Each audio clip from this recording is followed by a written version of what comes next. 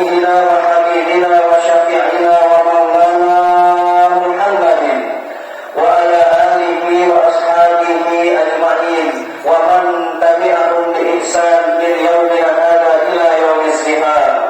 أما بعد فيا أيها المسلمون الكرام أوصيكم ونفسي وإياي بتقوى الله فقد فاز المتقون وطاعته لعلكم تفلحون. يقول الله سبحانه وتعالى في محكم تنزيله وهو أصدق القائلين: أعوذ بالله من الشيطان الرجيم. بسم الله الرحمن الرحيم.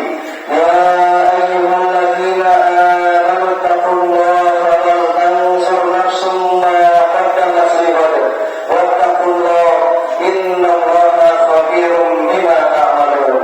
صدق الله العظيم. Ma'asyiral muslimin, assalamualaikum warahmatullahi. Puji syukur marilah sama-sama kita panjatkan kehadirat Allah Subhanahu wa taala. Shalawat dan salam tak lupa kita aturkan kepada junjungan kita baginda Nabi Muhammad sallallahu alaihi wasallam beserta keluarga, sahabat serta pengikutnya yang setia hingga akhir zaman. Mudah-mudahan salawat yang selalu kita baca akan menjadi syafaat di yaumil qiyamah kelak. Amin ya rabbal alamin.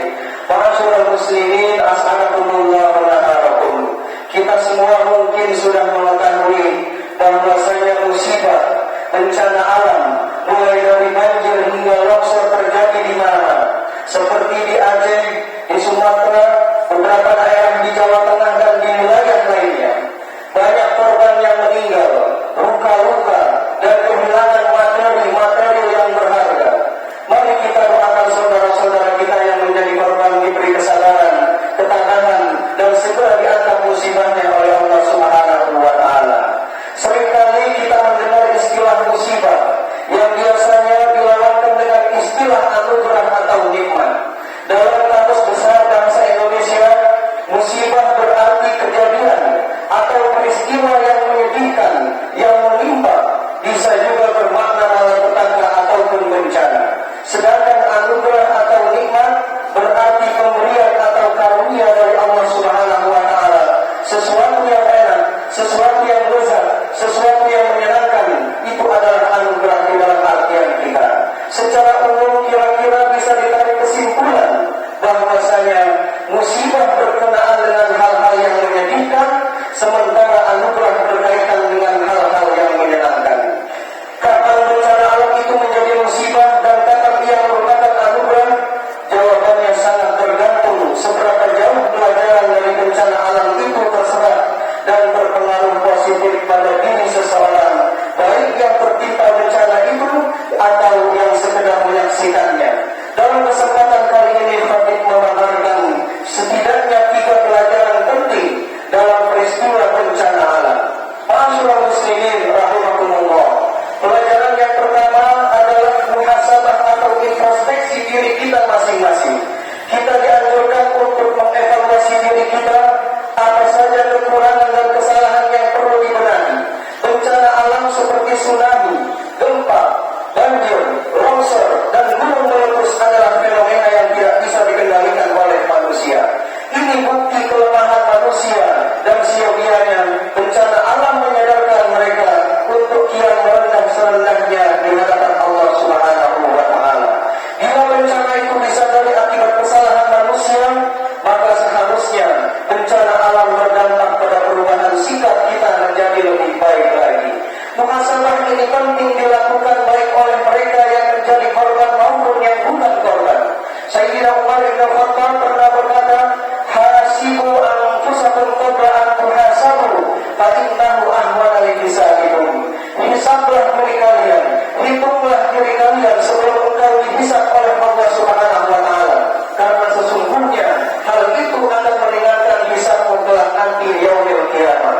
Pesan dari Sayyidina Umar sangat jelas bahwa kita dianjurkan untuk mengevaluasi diri sendiri, bukan mengevaluasi orang lain.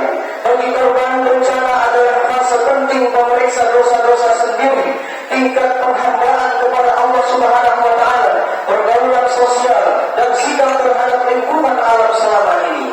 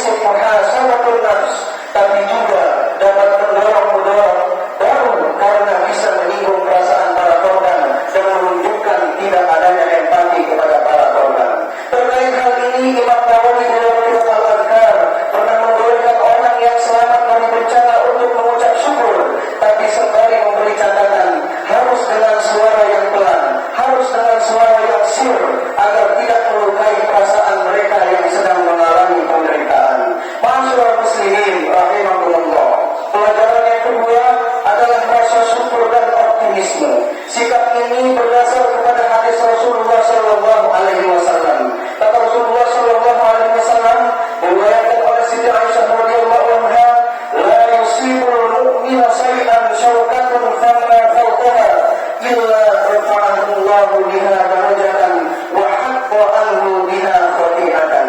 Artinya dari Siti Aisyah radhiyallahu anha, Rasulullah Shallallahu Alaihi Wasallam bersabda, tidaklah seorang mukmin terkena duri atau yang lebih menyakitkan darinya kecuali Allah Subhanahu wa taala mengangkatnya satu derajat dan menghapus darinya satu kesalahan.